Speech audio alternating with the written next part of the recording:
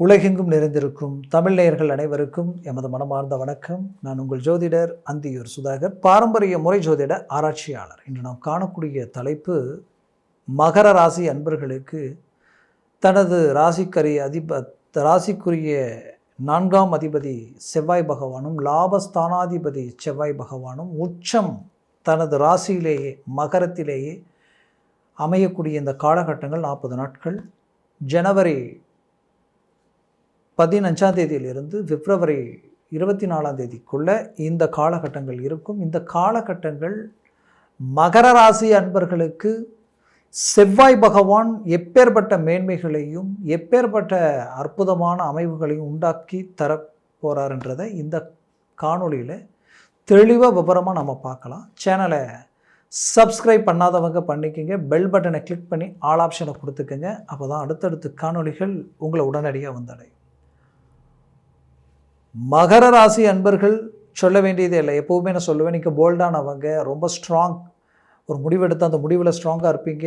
மற்றவங்களுக்கு நல்லதை செய்கிறதில்ல, யோசிக்க மாட்டீங்க. அடுத்தவங்க விஷயத்தை நீங்கள் எடுத்து பேசுவீங்க.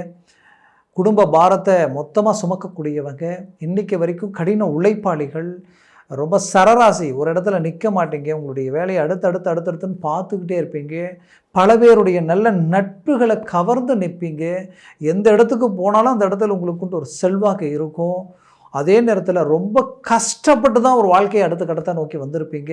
பட் அப்பேற்பட்ட நிலையில் இருந்த நீங்கள் இந்த 7 லட்சணி எப்போ வந்ததோ அப்போ இருந்தே மன அமைதி இழக்கக்கூடிய ஒரு நிலைமைகளை சந்திச்சிங்க. அதையும் தாண்டி எவ்வளவோ ரிஸ்க் எடுத்து உங்களுடைய உழைப்பையும் மீறி என்னென்ன செய்யணுமோ அவ்வளோ எஃபர்ட் போட்டும் கூட இன்றைக்கி நீங்கள் எப்படி இருக்கிறீங்கன்னா, எல்லாத்தையும் முடித்து ஒரு சக்ஸஸ்ஃபுல் அடைகிற நேரத்தில் தன்னை சார்ந்த அந்த விஷயங்கள் எதுவுமே தனக்கு கை கொடுக்கலையே.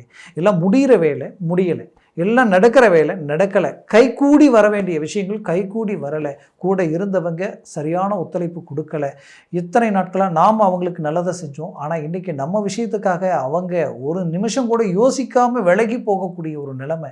இப்படி ஒவ்வொன்றையும் பார்க்க இனம் புரியாத மன உளைச்சல் உங்களுக்குள்ளே உருவாகி இன்றைக்கி ஒரு வைராகியம் உங்களுக்குள்ளே இருக்குது. அந்த வைராகியம் நாம் அடுத்த கட்டத்தை நோக்கி பெரிய லெவலில் ஃபோக்கஸ் பண்ணணும், சாதிக்கணும், நல்ல இலக்கை நோக்கி பயணம் பண்ணணும், இருக்கிற பிரச்சனைகளை தீர்க்கணும், உங்களை நம்பி கொடுத்தவங்களுடைய நாணயத்தை காப்பாற்றணும் அப்படின்ற ஒரு எண்ணத்தோடு செயல்படுத்திக்கிட்டு இருக்கிறீங்க. பட் அதற்குரிய ஒரு நல்ல நேரம் தான்.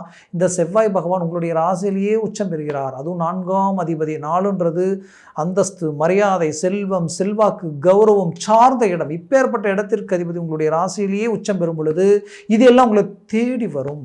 உங்களுடைய ஆரோக்கிய ரீதியில் இருக்கக்கூடிய பிரச்சனைகள் தீரும்.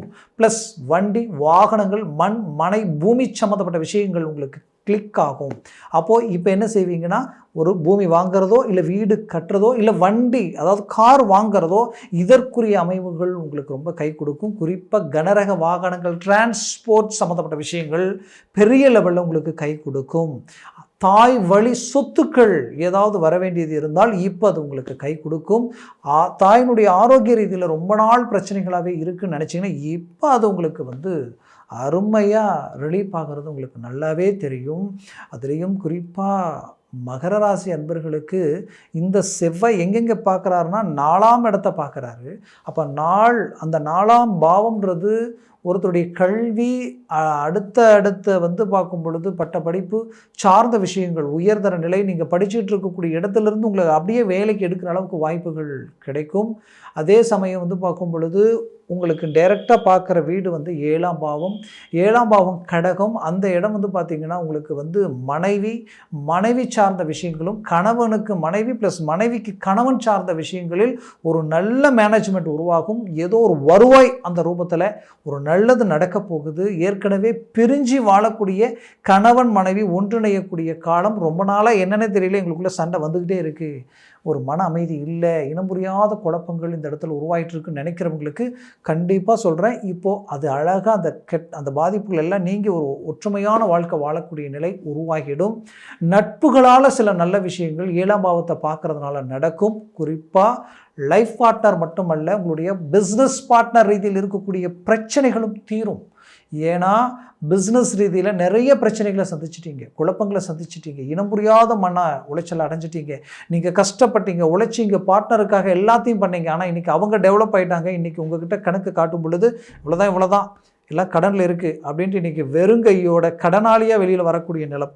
அப்போது இங்கேருந்து நம்ம அடுத்தது என்ன செய்கிறது அப்படின்ற குழப்பத்தோடு நீங்கள் இருந்தாலும் கண்டிப்பாக சொல்கிறேன், இந்த செவ்வாய் பெயர்ச்சினால் அருமையான வழி பிறக்குது. ஒரு நல்ல இலக்கை நோக்கி பயணம் பண்ண போகிறீங்க. உங்கள் மனபாரமெல்லாம் தீரப்போகுது. பெரிய லெவலில் ஒரு சக்ஸஸ்ஃபுல்லாக நீங்கள் அடைய போகிறீங்க. அந்த சக்ஸஸ்ஃபுல் உங்களை டாப் லெவலுக்கு கொண்டு போகக்கூடிய அருமையான காலகட்டமாக இந்த 2026 உங்களுக்கு டோட்டலாக பாசிட்டிவாக நிற்கக்கூடிய ஒரு காலமாக இது இருக்க போகுது. அதுலேயும் குறிப்பாக இந்த ராசிக்கு 8ஆம் வீட்டையும் இந்த செவ்வாய் பார்க்குறதுனாலே உங்களுக்கு பார்க்கும் பொழுது ரொம்ப நாள் தீராத ஆரோக்கிய பிரச்சனைகள் தீரக்கூடிய ஒரு காலமாக இருக்கும். திடீர் அதிர்ஷ்டம் உங்களுக்கு உண்டாகக்கூடிய நிலை இந்த இடத்துல உருவாகிடும். 8ஆம் வீடுன்றது தொலைதூர பயணம், அதாவது வெளிநாடு போகக்கூடிய வாய்ப்புகளும் வெளிநாட்டில் இருக்கக்கூடியவங்களுக்கும் ஒரு நல்ல மேன்மைகள் தரக்கூடிய ஒரு காலமாக இது இருக்கும். அரசியல் துறையில் திடீர் யோக அமைப்புகள் உண்டாகிடும். நீங்கள் செய்கிற வேலைகளில் இருக்கக்கூடிய பிரச்சனைகள் தீரும். அந்த வேலையில் ப்ரமோஷன் சார்ந்த விஷயங்கள் கனெக்ட் ஆகிடும். அப்போ நீங்கள் அரசு உத்தியோகத்திற்கு நான் ரொம்ப நாளாக முயற்சி பண்ணுறீங்கன்னா கண்டிப்பாக இப்போ மூவ் பண்ணுங்கள். எத்தனை நாட்கள் உங்களுக்கு ஃபெயிலியராகவே இருந்திருக்கும், இப்போ உங்களுக்கு சக்ஸஸ்ஃபுல் ஆகிடும். எல்லாத்த விட மாங்கல்யம், திருமணம் சார்ந்த விஷயங்கள் கைகூடி வரக்கூடிய ஒரு காலமாக இது இருக்க போகுது.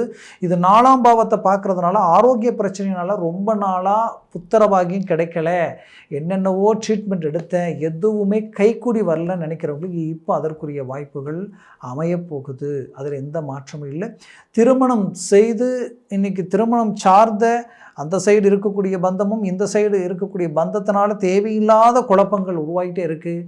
ஒரு சொந்த பந்தத்தில் ஒரு நல்ல ஒற்றுமை இல்லை, என்னன்னே தெரியலன்ற குழப்பத்தில் இருக்கக்கூடிய உங்களுக்கு அதெல்லாம் விலகி அழகாக ஃபஸ்ட் கிளாஸான ஒரு எதிர்கால அமைப்புகளை உண்டாக்க போகிறீங்க, உருவாக்க போகிறீங்க.